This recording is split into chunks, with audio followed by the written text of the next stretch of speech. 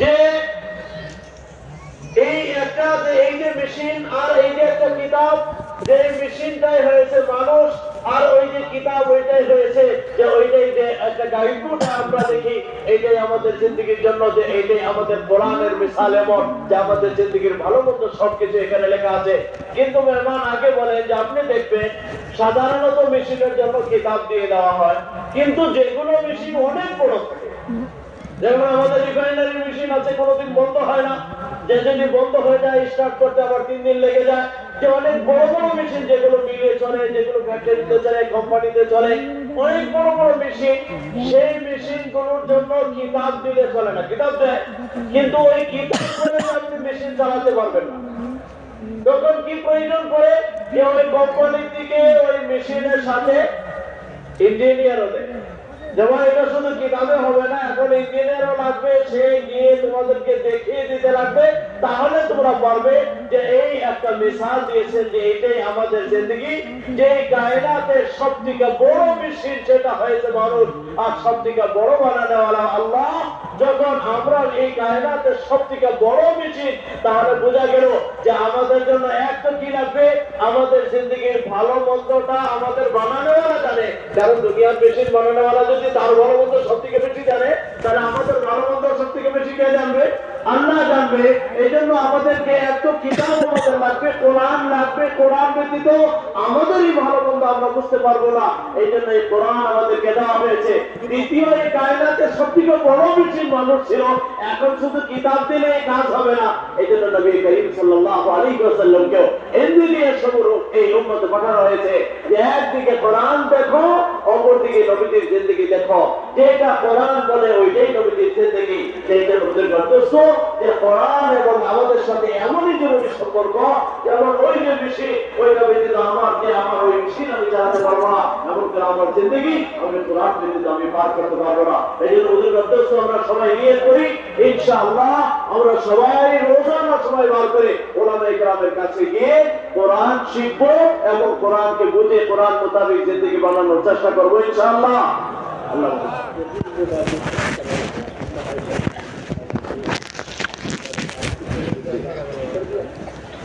پھر میرے محترم دوستوں بزرگوں، نمبر دوسری چیز، نمبر چوتھی چیز اور بڑی اہمیت کی حامل چیز، ہم ایمان لے کر آئے نبی کے۔ دیکھو حضور اکرم صلی اللہ علیہ وسلم، حضور اکرم صلی اللہ علیہ وسلم پر ایمان لانا یہ ہے، قل هذه سبیلی ادعو الی اللہ علی بصیرۃ انا ومن اتبعني۔ آپ کا اسوہ حسنہ، آپ کا طریقہ، آپ کی مبارک زندگی قیامت تک کے لیے نمونہ ہے، نمونہ سنتوں کی اتباع۔ یہ مسلمان ہونے کی پہچان، مسلمان ہمارے حضرت یہ فرماتے جس طرح ایک تو کفر اور اسلام کے درمیان کلمہ لا الہ الا اللہ سے فرق ہوتا ہے، اسی طرح ایک کافر اور ایک مسلمان کے درمیان، ایک غیر مسلم اور مسلمان کے درمیان وہ اتباع سنت سے فرق ہوتا ہے۔ ورنہ آج بڑے غم کی بات ہے، بڑے افسوس کی بات ہے کہ مسلمان نے حضور اکرم صلی اللہ علیہ وسلم کی سنتوں کو ہلکا سمجھ لیا۔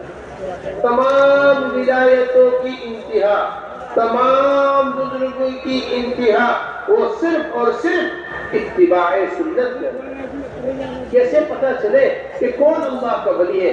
یوں فرمایا یہ دیکھ لو کہ یہ سنتوں پر عمل کرتا ہے یا نہیں کرتا۔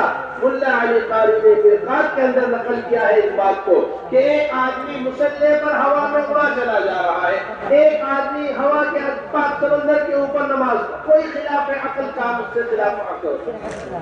ابھی کیسے پتہ چلے گا کہ جادوگر ہے یا ولی اللہ ہے، اللہ کا ولی ہے کہ جادوگر ہے؟ فرمایا یہ دیکھو کہ یہ اتباع سنت پر ہے یا نہیں۔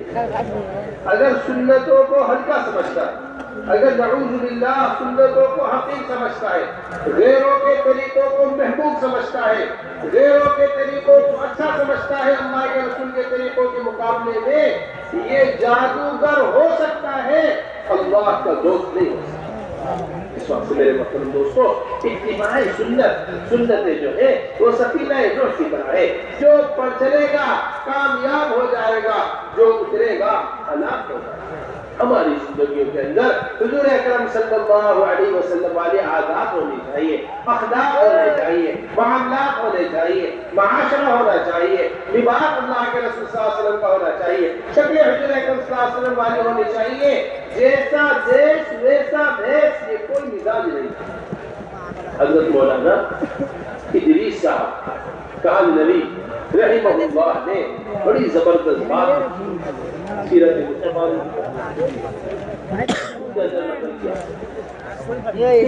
حضور اکرم صلی اللہ علیہ وسلم کا لباس مبارک ہے، سر مبارک کے اوپر عمامہ ہے، ٹوپی ہے، اس پر عمامہ ہے، اللہ کے رسول صلی اللہ علیہ وسلم کا ازار ہے، حضور اکرم صلی اللہ علیہ وسلم کا مبارک لباس ہے۔ یہ لباس کوئی صرف عرب کا لباس نہیں ہے، یہ وہ لباس ہے جو ابراہیم علیہ السلام کا لباس ہے، یہ وہ لباس ہے جو حضور اکرم صلی اللہ علیہ وسلم نے اختیار کیا ہے، یہ وہ سنت لباس ہے۔ دنیا میں کہیں بھی آدمی ہو وہ اس سنت لباس کا اہتمام کرے۔ بڑی عجیب سی بات کی، یوں فرمایا کہ اگر اللہ کے رسول صلی اللہ علیہ وسلم یورپ میں مبعوث کیے جاتے، اللہ کے رسول صلی اللہ علیہ وسلم کسی اور امریکائی کسی افریقائی کے ملک میں مبعوث کیے جاتے، نعوذ باللہ ثم نعوذ باللہ، یہ نہیں کہا جاتا کہ یورپین لباس اللہ کے رسول کا لباس ہے، امریکن لباس اللہ کے رسول کا لباس ہے۔ ان کی زندگیوں کو کھینچ کر اللہ کے رسول صلی اللہ علیہ وسلم، ان کی زندگیوں کو بتا کر اللہ کے رسول صلی اللہ علیہ وسلم اپنے لباس کی طرف کھینچ کر دیتے ہیں۔ یہ اعلان جنگ ہے، یہ بغاوت ہے حضور اکرم صلی اللہ علیہ وسلم سے، جو اللہ کے رسول کے مقابلے میں یہود و نصارہ کے لباس کو اچھا سمجھتے ہیں۔ کیا ہے یہ بغاوت؟ آپ دیکھیں کیسے ایک فوجی دوسری فوج سے لڑ رہی ہے، اگر دوسری فوج کا لباس اس ملک کی فوجی پہنتے ہیں باغی کہلاتے ہیں، جب یہ ان کا لباس پہننے سے باغی ہو جاتے ہیں تو دو اللہ کے دشمن ہیں، اگر ہم ان کا لباس پہنیں گے تو اللہ کے پاس اس بات کو فرمایا کہ ایسا لباس ہونا چاہیے جیسا حضور اکرم صلی اللہ علیہ وسلم کا طریقہ لباس ہے، جسم کو ڈھک دینے والا لباس، جسم کو چھپانے والا لباس۔ ایسے ایسے لباس آ گئے ہیں جس میں آدمی کپڑے پہن کے بھی ننگا ہی رہتا ہے، کپڑے پہن کے نہ نماز پڑھنے کے قابل، نہ رکوع کرنے کے قابل، نہ سجدہ کرنے کے قابل، نہ سنت طریقے پر بیٹھ کر کھانے کے قابل۔ یہ ادھر سجدے میں گیا، سارا سطر نکل کر باہر آ گیا، اپنی نماز بھی خراب، پیچھے والوں کی نماز بھی خراب۔ میرے محترم دوستو، دل کے اوپر بات کو لو اچھی طرح۔ حضرات صحابہ رضی اللہ اجمعین کسی بھی ماحول میں جایا کرتے تھے، لباس کو تبدیل نہیں ہونے دیا کرتے تھے، کسی بھی علاقے میں جایا کرتے تھے، لباس کو تبدیل نہیں ہوا کرتے تھے۔ عمر بن خطاب رضی اللہ تعالیٰ نے اپنے عمرا کو ایک خط لکھا تھا باقاعدہ، اور خط میں یہ لکھا تھا تم ملک شام میں کام کر رہے ہو، تم فلاں ملک میں کام کر رہے ہو، کسرا کیسر و کسرا کو فتح کر رہے ہو، ان کے لباس سے متاثر مت ہونا، ان کا لباس مت پہننا، ان والی سواریاں استعمال نہ کرنا، ان والے کھانوں کو مت کھانا، اپنے مدینے کے مزاج پر باقی رہنا۔ یہ ہے حضور اکرم صلی اللہ علیہ وسلم کا مبارک مزاج، یہ مزاج اس سے دین پھیلا ہے۔ کتنی بڑی فتوحات جو عمر بن خطاب نے بوروں میں بھر کر خزانہ آیا کرتا تھا، مسجد کا صحن خزانے سے بھر جایا کرتا تھا۔ اس مال و دولت نے زندگی کو بدلنے نہیں دیا، زندگی نہیں بدلی۔ عمر بن خطاب رضی اللہ عنہ ایک مرتبہ آستین ہاتھ سے لمبی ہو گئی، لوگوں نے کہا میرے آستین لمبی ہو رہی ہے، اللہ کے رسول کی آستین یہاں تک ہوا کرتی تھی، چھری منگائی، چھری منگا کر آستین کو کاٹ دیا، پکڑ کر پھاڑ دیا۔ اب وہ آستین کے پھٹنے سے جو کپڑے کے ریشے نکل کر آئے وہ انگلی پر پھیلے ہوئے تھے، اسی ہاتھ میں عمر بن خطاب تھے۔ لوگوں نے کہا میرے صفائی کر دے کپڑے کی، فرمایا چھوڑ دی ان چکروں میں۔ ایسی سادگی، ایسی سادگی، یہ سادگی اسلام کا تعارف تھا، یہ سادگی اسلام کی پہچان تھی۔ عثمان غنی رضی اللہ تعالیٰ صلح حدیبیہ میں تشریف لے گئے مکے والوں سے بات چیت کرنے کے واسطے۔ اب مکے والوں کے پاس پہنچے، مکے کا مزاج لمبے لمبے کپڑے پہننے کا، دو دو تین تین غلام ان کے کپڑے پکڑ کر چلا کرتے تھے۔ زمانہ جہالت میں، جاہلیت میں ایسے لمبے کپڑے پہنا کرتے تھے، نصف ساق تک ازار عثمان غنی رضی اللہ تعالیٰ عنہ۔ لوگوں نے کہا اپنے ازار کو نیچے کریے، کیسا ازار پہنا ہوا ہے؟ فرمایا ہرگز نہیں، میں نے جس لباس پر حضور اکرم صلی اللہ علیہ وسلم کو چھوڑا ہے وہ اس لباس کو تبدیل نہیں۔ وہ مسلمان اسی لباس سے مسلمان کی پہچان کی، قوموں کی حیات ان کے تخیل پہ ہے موقوف یا علامہ نے، جب خیالات بدل جاتے ہیں قومیں ہلاک ہوتی، کسی قوم کو ختم کرنا ہے آپ اس کا لباس ختم کر دیجئے، اس کے رہن سہن ختم کر دیجئے، اس کی پہچان ختم کر دیجئے، وہ قوم ہی پوری کی پوری ختم ہو جائے گی۔ اسی واسطے مسلمان کی پہچان ختم ہوئی ہے، مسلمان ختم ہوا چلا ہے۔ مسلمان کیا ہوتا جا رہا ہے؟ حضور اکرم صلی اللہ علیہ وسلم کی سنتوں کو تلاش کیجئے۔ عبداللہ بن عمر رضی اللہ عنہما کے بارے میں آتا ہے، اس طرح بے قرار بے چین ہو کر ایک ایک سنت کو تلاش کیا کرتے تھے جس طرح جنگل میں اونٹ بھی اپنے کھوئے ہوئے بچے کو تلاش کرتے ہیں۔ جنگل میں اونٹ کسے تلاش کرتی ہے؟ میرے محترم دوستو، دل کے اوپر بات کرو، یہ اصل بزرگی کا مقام ہے، یہ اصل ترقی کا ذریعہ ہے۔ جنید بغدادی سے کہا تھا حسن بصری نے، رابعہ بصریہ نے حسن بصری سے کہا تھا، اے حسن، مسلح کو سمندر کے اوپر بچھا کر نماز پڑھنا کمال نہیں ہے، ہر حال میں حضور اکرم صلی اللہ علیہ وسلم کی اتباع کرنا کمال ہے۔ یہ کیا کرنا؟ تم سمندر کے اوپر مسلح بچھا دو اور نماز پڑھ کے دکھا دو، یہ کمال نہیں ہے۔ کمال کیا ہے؟ ہر حال میں اللہ کے رسول کی اتباع، اسی حال کے اندر سنت ہے اچھی اللہ کا، یہ ہے کمال۔ اس لیے میرے محترم دوستو، اس بات کو ان کے اوپر اچھی طریقے سے لکھیں۔ چھوٹے سے بڑے مزے کا واقعہ یاد آیا سنا آسان ہوا تھا۔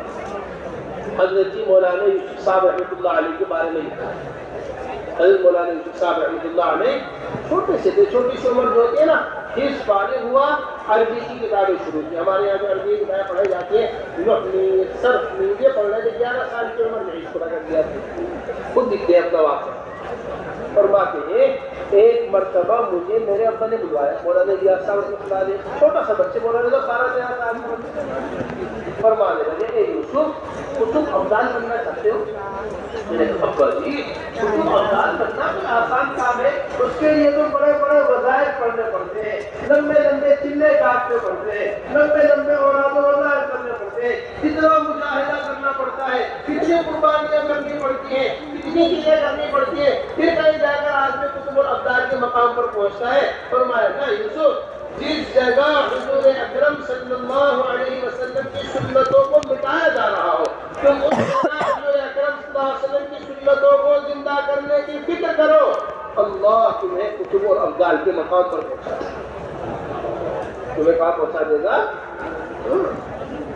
اس لیے فرمایا جہاں سنتیں مٹ رہی ہو وہاں سنتوں کو زندہ کرنے والے کا ثواب 100 شہیدوں کا ثواب ہے۔ 100 شہیدوں کو معمولی روایت ہے، بہت بڑی بات ہے۔ علماء نے مشکات شریف کی حدیث ہے، جو شرح کی ہے اس حدیث کی، وہ یہ کی ہے کہ جب آدمی مخالف ماحول میں سنت کو زندہ کرتا ہے تو اس کا مخالف ماحول سے مقابلہ ہوتا ہے۔ کیا ہوتا ہے؟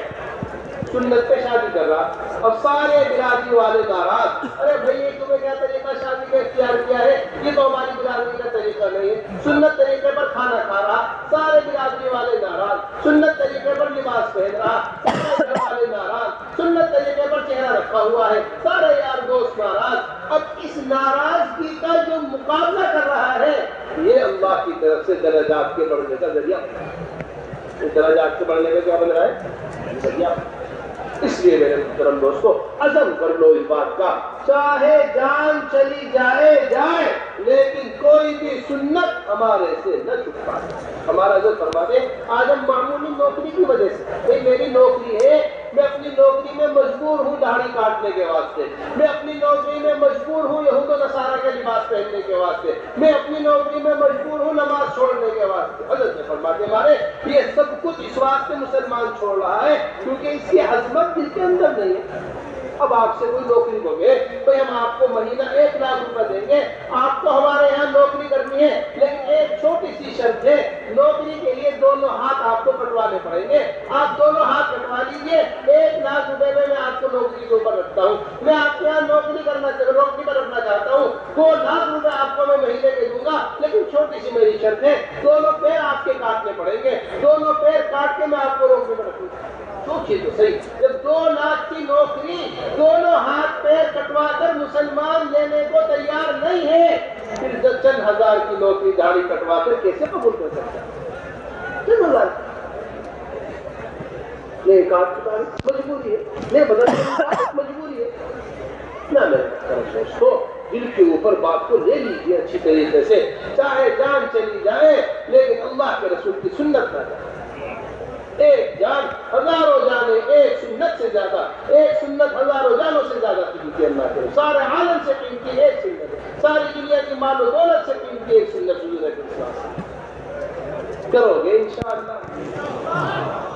আপনার বুজুর্গ দোস্ত মেহমান আমাদেরকে খুব সুন্দরভাবে ঈমানকে বোঝাচ্ছেন আর এক একটা জিনিস আমাদের সম্মুখে ধরে চলছেন যে ঈমানের কথা, যে আমরা ঈমান শুনেছি আল্লাহর উপর ঈমান, ফেরেশতাদের উপর ঈমান, কিতাবের উপর ঈমান, নবীর উপর ঈমান আনা, এটার কি অর্থ?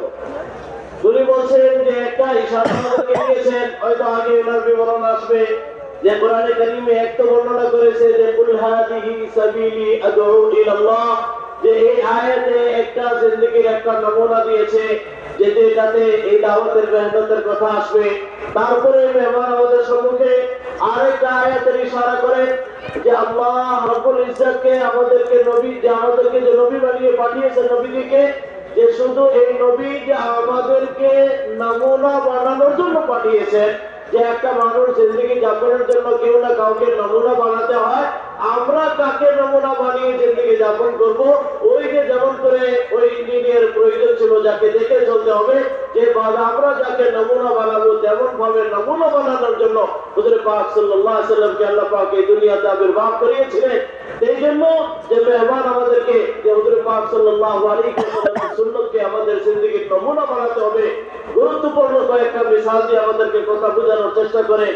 যে যেমন করে আমরা জানি যে একজন কাফির এবং মুসলমানের মাঝখানে পার্থক্য কালিমা, যদি সে কালিমা স্বীকার করে তবে সে মুসলমান, আর যদি তার জিন্দেগিতে কালিমা পাওয়া না যায় তবে তাকে আমরা মুসলমান বলি না।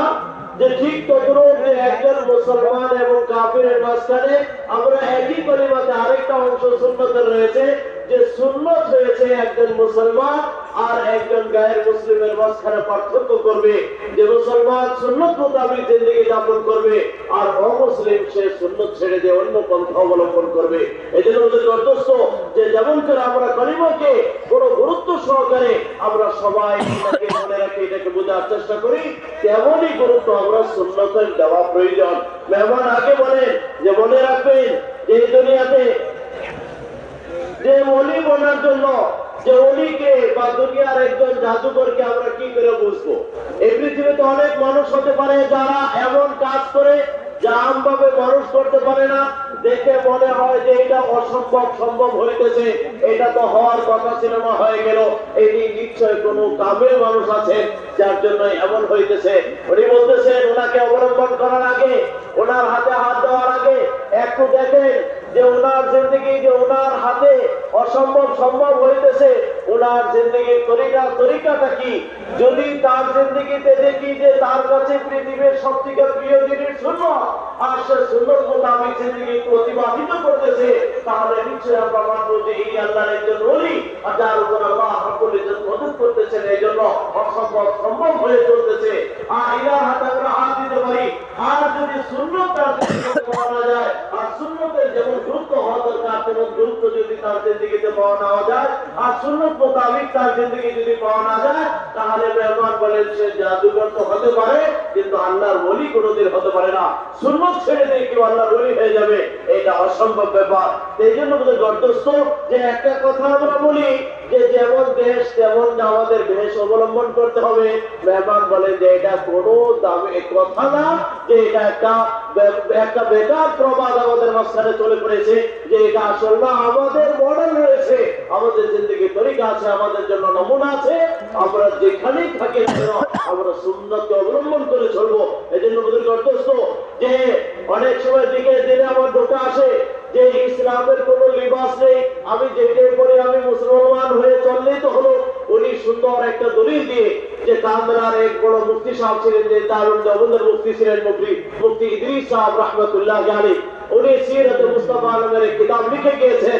আর সেখানে গিয়ে নবী করিম সাল্লাল্লাহু আলাইহি ওয়াসাল্লামের লিবাসকে আর ওনার জিন্দেগির তরিকাকে বলেন এটা এমন না যে এটা আরবের মানুষের তরিকা ছিল, তাদের অভ্যাস ছিল, এইজন্য হুজুরের লিবাস এটা ছিল, এমন না যে না এটা হুজুরের লিবাস আরবের জন্য ছিল না, এটা হুজুর নবী হওয়ার জন্য ওনার লিবাস ছিল। উনি যেখানে হতেন না কেন, যদি আরবের ইউরোপ বা ওইগুলো মামালিকেও থাকতেন, তাদের লিবাস নবী করিম সাল্লাল্লাহু আলাইহি ওয়াসাল্লাম অবলম্বন করতেন না, বরং নবী করিম সাল্লাল্লাহু আলাইহি ওয়াসাল্লাম নিজের লিবাসই চালিয়ে দিতেন। এইজন্য এটা লিবাসটা এটা সেই এলাকার কোনো প্রবাদ না, সেই এলাকার কোনো চলিত বস্তু না, এইটা নবী করিম সাল্লাল্লাহু আলাইহি ওয়াসাল্লামের সুন্নাত। এইজন্য বুঝুন গর্দস্ত যে সুন্নতের ব্যাপারে যেন আমরা কেউ কোনো ব্যাপারে, খাস করে লিবাসের ব্যাপারে বা সুন্নতের ব্যাপারে আমরা যেন আমাদের মাঝখানে কোনো কমি পয়দা করার চেষ্টা না করি। অনেক সময় আমরা একটা বাহানা বার করি যে আমি তো সুন্নতের উপর চলতে পারি না, আমি তো ইহুদ নাসারার লিবাস পড়তে লাগে। মেহমান বলেন যদি এক দেশে কোনো যুদ্ধ করে আর সেই দেশের যারা ফৌজ আছে তারা একটা লিবাস পরে, আর যে দেশের সাথে যুদ্ধ হইতেছে যদি এই দেশের কোনো ফৌজি ওই দেশের ফৌজিদের মতো লিবাস পরে নেয়, তাহলে সরকার কি করবে? কি বলতেছেন? তাকে পুরস্কার দিবে? তো পুরস্কার দিবে না তার নামে আইন জারি হবে? যে বলতেছেন যেমন করে একজন যে যদি কেউ সে এক ফৌজি অন্য দেশের লিবাস পরার জন্য সে দেশের সরকারের নজরে সে দোষী হয়ে যায়, দুশ্মন, তাকে কারার দেওয়া হবে। যে এমন ভাবে মনে রাখতে হবে যে যারা সুন্নতকে ছেড়ে দিবে, যারা সুন্নতকে অবলম্বন করবে না, লিবাসকে ছেড়ে দিবে, সুন্নতকে ছেড়ে দিবে, যে তারা গায়ের লিবাস ইখতিয়ার করা মানে আমি আল্লাহর দুশ্মনদের মধ্যে শামিল হয়ে যাওয়া। এই জন্য আমাদের গর্দস্ত যে ইহুদ নাসারার লিবাস পরে আমি আল্লাহর বন্ধু হতে পারবো না। এই জন্য কোন অবস্থায় আমি ইহুদ নাসারার লিবাস যেন আমার পৃথিবীতে না থাকে, হার হালতে আমি তাদের লিবাসকে ছেড়ে দিতে হবে। মেহমান বলেন যে আজকে বড় আজীব জামানা এসে গিয়েছে যে আজকে মানুষ লিবাস পরতেছে কিন্তু তারপরে এমন হয়ে যায় যেন তার শরীরের কোনো কাপড়ই নেই। এমন ছোট ছোট কাপড় পরে যদি সে কাপড় পরে না ইস্তেঞ্জা করতে পারে না ইবাদত করতে পারে, ইস্তেঞ্জা বসতে পারে না, বলে কি হয়েছে? বলে হুজুর এটা তো বসা যায় না, এমন টাইট জিন্স এটা, যে নামাজ পড়তে যাচ্ছে পিঠের দিকে এমন খুলে যাচ্ছে, পুরো সতর খুলে যাচ্ছে, এখন তারও নামাজ গেলেও পিছনে যারা নামাজ পড়তেছে তাদেরও নামাজ পড়বা। তো বলছেন যে এমন আজকে আমাদের অবস্থা হয়ে গেছে যে না এটা আমাদের কর্তব্য না, আমাদের লিবাস যেন কোনো অবস্থায় আমরা যেন লিবাসে কমি না করি, লিবাসে আমরা সুন্নতের উপর থাকি। সাহাবায়ে কেরামের জিন্দেগি যদি দেখি, ওনারা এলাকা দেখে আমরা অনেক সময় লিবাস ঠিক আছে, আমি আমার ভালো পরিবেশে আছি, সুন্দর লিবাস আমি চলতেছি, অসুবিধা নেই, কিন্তু যখন আমি একটু গায়ের লিবাসে চলে যাই আর গায়ের পরিবেশে চলে গিয়েছি তখন আর লিবাস আমার চেঞ্জ হয়ে যায়। মেহমান বলছে যে না না, আপনি সাহাবার জিন্দেগি দেখেন, তারা মদিনাতে থাকলেও যে লিবাস ছিল, তারা যখন দুশ্মনের পরিবেশে গিয়েছে সেখানেও তাদের এই লিবাস ছিল। কোনদিন তারা লিবাস এলাকার জন্য, দেশের জন্য তারা পরিবর্তন করেন নাই। এই জন্য যে আমরা লিবাস কোনো এলাকার জন্য, পরিবেশের জন্য, কোনো মাহফিলের জন্য আমরা পরিবর্তন করতে পারবো না।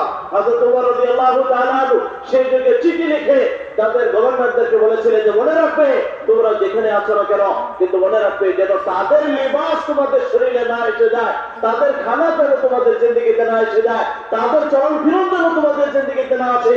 তোমরা এখানের চরণ ফিরন, এখানের লিবাস তাদের জিন্দেগিতে আনার চেষ্টা করো, কিন্তু তাদের লিবাস যেন তোমরা অবলম্বন না করো। মেহমান বলছেন সেখানে তারা সবকিছু থেকে তাদের লিবাস অবলম্বন করি না। আজকে একটু চাকরি করার জন্য আমি গায়ের লিবাস পরেনি। এই জন্য মেহমান আমাদেরকে সতর্ক করছে যে না, তাদের জিন্দেগিতে আমরা দেখবো যে সুন্নাত ছুটে যাবে, এটা কখনো তারা যে সহ্য করতো না। এক সময় কাপড় এসেছে ওমর রাদিয়াল্লাহু আনহুর কাছে, কাপড়ের যে এটা কাপড় ছিল হাতাটা লম্বা হয়ে গেছে, যে লম্বা হয়ে যাইতেছে, যে এটা সুন্নাতের খিলাফ হয়ে যাইতেছে। এই জন্য চাকু আনো, যে চাকু এটা ছিঁড়ে দিয়েছে, কেটে দিয়েছে, কোন ইয়েতে পাওয়া যায় টেনে ছিঁড়ে দিয়েছে। কিন্তু সাথীরা বলতেছেন হুজুর এই যে টানে ছিঁড়ে দিয়েছেন, এখন সুতা বার হয়ে হয়তো পুরো হাত এলোমেল হয়ে গেল, পুরো হাতিতে এখন কিছু ধরতে পারতেছে না, কিছু করতে পারবে না, একটু সেলাই করে ঠিক করে দেয়। উনি বলেন ভাই ছাড়ো না, সুন্নতের উপরে এসে গিয়েছে, এখন কি হয় হতে দেওয়া অসুবিধা নেই। এতক্ষণ টেনশন ছিল সুন্নতে ছিলাম না, বিপদে ছিলাম, এখন সুন্নতে এসে গিয়েছে, সুতা মোতা কোনো ব্যাপার না, যেমন করে আছে তোমরা কাজ করো। তোমাদের গর্দস্ত যে তারা সুন্নত ছুটে যাওয়ার উপর পেরেশান হয়ে যেতে যে না আমি কেমন করে সুন্নতে ঘুরে আসবো। এই জন্য আমাদের গর্দস্ত যে আমরা সুন্নতকে অবলম্বন করতে হবে। ওসমান রাদিয়াল্লাহু তাআলা যে উনি যখন লুঙ্গি পরতেন, ওনার লুঙ্গি যে নিঃশ্রেষা অর্থাৎ পায়ের থেকে আপনার হাঁটু থেকে নিয়ে যেটা টাকনা আছে তার মাঝামাঝি যে জায়গা এই পর্যন্ত ওনার লুঙ্গি থাকতো। মানুষ বললেন যে আপনি তো এটা তো কালচারের খিলাফ, এটা তো সভ্যতার একটু খিলাফ দেখা যায়, এত উঁচা লুঙ্গি করে আপনি ঘুরেন। উনি বলেন সারা দুনিয়া বলুক আর করুক এটাতে আমার কিছু যায় না, আমার নবীজি বলেছেন যে আধা পিন্ডি পর্যন্ত হওয়া সুন্নত, এই জন্য আমি এটাই করবো। তোমাদের বোঝা আসুক আর না আসুক, যাহা বোঝেন দোস্ত, যে আজকে আমরা জানি যে একটা কওমকে যদি শেষ করতে যান তাহলে সে কওমের লিবাসকে, সে কওমের ভাষাকে, সে কওমের যেগুলো তাদের কালচার থাকে, যেগুলো খারাপ থাকে, এগুলো যদি পরিবর্তন করে দেন ধীরে ধীরে এই কওমটাই শেষ হয়ে যায়। আজকে বাতিল ব্যাখ্যা করে আমাদের থেকে আমাদের লিবাস শেষ করে দিয়েছে, আমাদের মুসলমানের যেগুলো পরিচয় ছিল এই পরিচয়গুলো আজকে শেষ করে দিয়েছে, যার জন্য মুসলমান ধীরে ধীরে বিটে যাইতেছে। এই জন্য যদি চায় আবার জীবিত হবো, আবার ইজ্জত সম্মানের আমরা ভাগিদার হবো, তবে আমাদেরকে আবার ওইগুলো অবলম্বন করতে হবে। এই জন্য আব্দুল্লাহ ইবনে উমর রাদিয়াল্লাহু তাআলা কথা বলে যে ওনারা সুন্নতের এমন আশিক ছিলেন। আব্দুল্লাহ ইবনে উমর রাদিয়াল্লাহু তাআলা সুন্নতকে এমন ভাবে তালাশ করতেন যেমন করে এক উট তার জঙ্গলে যদি তার বাচ্চা হারিয়ে গেলে যেমন করে পাগল হয়েছে তার বাচ্চাকে তালাশ করে, এমন করে ওমর রাদিয়াল্লাহু তাআলা সুন্নতকে তালাশ করে যে বেড়াতেন, যেখানে সুন্নত পেতেন সেটার উপর আমল করতেন। যাহা বুঝে দোস্ত, এখানে মেহমান আমাদেরকে যে সুন্নতই আসল জিনিস, যদি সুন্নত পাওয়া যায় তাহলে বিলায়েত বাকি থাকবে, আর সুন্নত না পাওয়া গেলে কোনো বুজুর্গ হবে না। রাবিয়া বসরিয়া রাহিমাহুল্লাহ হযরত হাসান বসরি রাহমাতুল্লাহ আলাইহি বলেছিলেন যে একসময় উনি সমুদ্রের উপর মুসাল্লা বিছিয়ে নামাজ পড়েছিলেন। যখন উনি নামাজ পড়েন দেখতে অনেক বড় বুজুর্গি দেখা যাইতেছে, সমুদ্রের মুসাল্লা বিছিয়ে নামাজ পড়তেছে, তখন রাবিয়া বসরি ওনাকে সতর্ক করেছিলেন এই আমলে যেন তোমার মধ্যে তাকাব্বুর না এসে যায়, তুমি এটাকে বুজুর্গি মনে রাখো না, আসল বুজুর্গি হয়েছে সুন্নতের মধ্যে, সুন্নতের উপর যদি তুমি আমল করতেছ, এইখানে সমুদ্রতে মুসাল্লা বিছিয়ে নামাজ পড়া থেকে এটা উত্তম, এই জন্য সুন্নতের জিন্দেগি অবলম্বন করো। এইখানে মেহমান বলছেন একটা ঘটনা আমাদেরকে সুন্দরভাবে শুনিয়েছেন হযরত মাওলানা ইউসুফ সাহেব রাহমাতুল্লাহ আলাইহি, মুবারক খানদানের লোকের কথা আজকে আমরা শুনতে পারতেছি। আল্লাহর কাছে দোয়া করি আল্লাহ এনাদেরকে হায়াতে তয়্যিবা নসিব করুন, আর ওনাদের ছায়াকে আমাদের উপর লম্বা দিন পর্যন্ত আফিয়তের সহিত বাকি রাখুন। ইনার পর্দাদার ঘটনা নিজে শোনাইতেছে আর বর্ণনা করতেছে যে ওই ঘটনা উনি নিজে লিখে গিয়েছেন। ঘরের কথা বাইরের লোকে কমই জানে, নিজের ঘরের লোকের কথা আজকে নিজের ঘরের মানুষের মুখ দিয়ে শুনতেছি যে অনেক ছোট বয়স কোরআনে কারীম মুখস্থ করেছে, 10-11 বছর বয়স, 11 বছর বয়স উনি হাফিজ হয়ে খারিজি মাদ্রাসায় খারিজি কিতাব পড়া আরম্ভ করে দিয়েছিলেন। সরফ নহু যেগুলো মানে হাফিজ হওয়ার পরে দর্শী মাদ্রাসা যেগুলো আরম্ভ করে ওইগুলো কিতাব ওঠার আরম্ভ ছোট। এখন আমাদের মতন আমরা তো মাশাআল্লাহ অনেক বড় হয়ে পরে মাদ্রাসায় যাই, হাফিজ হতে হতে মাশাআল্লাহ বিয়ের বয়স পার হয়ে যায়। তা তো ইলমের খানদান, ঘরে সবকিছু ইলম ছিল, ছোট বাচ্চায় সবকিছু পেয়ে গেছে। এমন তো এক অবস্থায় ছোট বয়সে হযরত মাওলানা ইলিয়াস রাহমাতুল্লাহ আলাইহি, যিনি ওনার আব্বা ছিলেন, ডাকলেন, ইউসুফ আমি তোমাকে প্রথমে আলম বনার পদ্ধতি বলে দেব। ছোট ছিলেন, ঘর তো আল্লাহ আলাদের ঘর ছিল, জানেন কুতুবে আলম কাকে বলে। যে আব্বা কুতুবে আলম পরে বলা এটা বহুত মেহনত করতে হবে, অনেক কষ্ট করে ব্যাপার, এটা সম্ভব না, এটা তো অনেক মুজাহাদা, অনেক ক্লেশ, এটা সহ্য করতে লাগবে, এটা কি করে পারবো। একদম মানে উনি মায়ুস হয়ে গেলেন যে না এটা তো সম্ভব না, কুতুবে আলম এত বড় দরজা, এটা কি করে সম্ভব। উনি বললেন যে না একটা আসান পদ্ধতি বলে দিয়ে অনেক সহজ হয়ে যাবে। যে কি পদ্ধতি আছে মনে রাখো, যে জায়গাতে সুন্নত মিটতেছে সেই জায়গাতে সুন্নত জিন্দা করার ফিকির করে, এটা কুতুবে আলম বনার পদ্ধতি রাস্তা। এই জন্য আমাদের গর্জস্ব যে হাদিসে বাকি এই জন্য ফজিলত বর্ণনা করা হয়েছে যে যে এলাকা যেখানে সুন্নত মিটতেছে ওইখানে যদি কেউ সুন্নতের উপর আমল করে তাকে 100 শহীদের সওয়াব দান করা হবে। মিশকাত শরীফে যখন সারে এই হাদিসে শোনা করেছেন তখন ওনারা এই হাদিস বর্ণনা করতে গিয়ে হাদিসের ব্যাখ্যায় বর্ণনা করেন একটা সুন্নতের উপর আমল করলে 100 শহীদের সওয়াবের কথা কেন বর্ণনা করা হয়েছে, যে আসল তার কারণ হচ্ছে যে জায়গায় সুন্নত মিটতেছে সেই জায়গায় সুন্নতের উপর আমল করা এটা একটা বহুত বড় মুশকিল কাজ। মেহমান কিরকম মিসাল দিয়েছেন যে যেখানে সুন্নত মোতাবেক নিকাহ হয় না, শাদী হয় না, সেখানে যদি আপনি সুন্নতের কথা বলে শাদী করেন, সারা খানদান বয়কট করে দিবে। যদি আপনি বলেন যে সেখানে যে খানদানে কেউ দাঁড়িয়ে রাখে না, আপনি দাঁড়িয়ে রেখে দেন, সময় ছেড়ে দিবে, আরে এটা কি করে সর্বনাশ হয়ে গেছে, যে দাঁড়িয়ে রেখে নিয়েছে এখন তার সাথে বন্ধু নারাজ হয়ে যায়, সাথে চলনেওয়ালা নারাজ হয়ে যায়। অর্থাৎ দুনিয়ার মানুষ তাকে ত্যাগ করে দেয়, ছেড়ে দেয়, তার সাথে লড়তে ঝগড়াতে খানদান তার খিলাফ হয়ে যাবে, সুন্নতের উপর চলা যাবে না। যে এমন যে যেখানে যে সুন্নতে, যেখানে সুন্নত মিটতেছে ওইখানে সুন্নতের উপর আমল করা নিজে একটা বহুত বড় সমস্যা। এই জন্য এত বড় ফজিলত বর্ণনা করা হয়েছে। এই জন্য ওদের কর্তব্য যে যেখানে সুন্নত মিটতেছে ওইখানে যেন আমরা সুন্নত আমরা জিন্দা করার চেষ্টা করি।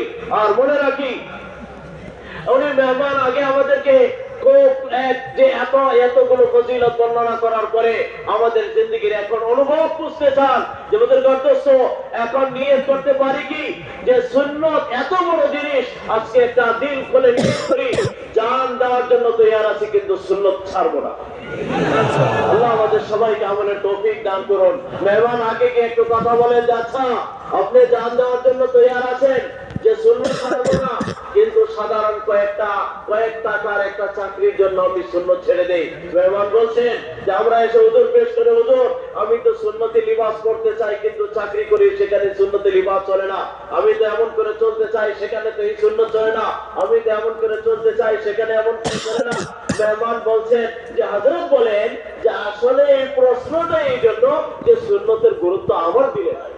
যদি সত্যিকার সুন্নতের মহব্বত যদি তার আসত আমার সত্যি প্রশ্নই আমি করতাম না। উনি মেহমান বলেন আচ্ছা একটা কথা বলেন, যদি কেউ আমাকে এই কথা বলে যে ভাই আপনাকে আমার কোম্পানিতে চাকরি দিব আর আপনাকে 1 লক্ষ টাকা দরমা দিব আর কোনো টেনশন কাজও করতে হবে না, খুব সহজে আপনি দরমা পেয়ে যাবেন, কিন্তু একটা ছোট্ট শর্ত আছে। যে কি শর্ত? যে আপনার 2টা হাত কেটে ফেলবো, যে 2টা হাত কেটে ফেলবো আর বাকি আর কিছু করতে হবে না, 1 লক্ষ টাকা দরমা দিব। বা এই চাকরি কে কে করবো? কেউ করবো না। মেহমান আগে বলছেন যে আচ্ছা আরেক কোম্পানি এসেছে, অনেক বড় কোম্পানি, সে বলতেছে আমরা 2 লক্ষ টাকা দরমা দিব, 2 লক্ষ টাকা আপনাকে দরমা দিয়ে যাবো, কিন্তু একটা শর্ত। বলে কি শর্ত? বলে মাত্র 2টা পা কেটে ফেলে দেবো। কি ভাই কেউ করবো এমন চাকরি? যে যদি 2 লক্ষ টাকার জন্য আমি যে আমার পা কাটিয়ে যদি আমি 2 লক্ষ টাকার দরমা নিতে তৈয়ার না, ওই চাকরির জন্য তৈয়ার না, তাহলে নবীজির সুন্নত সে কয়েক টাকার আমি চাকরি কি করে তৈয়ার হয়ে যায়। इसलिए मेरे मुहतरम दोस्तों इस बात को सबसे पहले समझिए कि मुआशरा सबसे पहले बिगड़ता है। ये बहुत अहम बात है। हज़रत फरमाया करते थे मौलाना यूसुफ साहब रहमतुल्लाह अलैह कि सबसे पहले जो इर्तिदाद आता है वो माशरे में इर्तिदाद आता है। यानी माशरा रहन सहन, कपड़े, लिबास, घर का माहौल, ये सबसे पहला इर्तिदाद आता है इसके अंदर। आदमी से हल्का समझता है, बच्चे का शौक था इस शौक में ऐसा कपड़ा पहना दिया, बच्चे का शौक था इस शौक में ऐसी शादी करा दी, बच्चे का शौक था इस शौक में ये काम करवा दिया, इसे हल्का समझता है आदमी।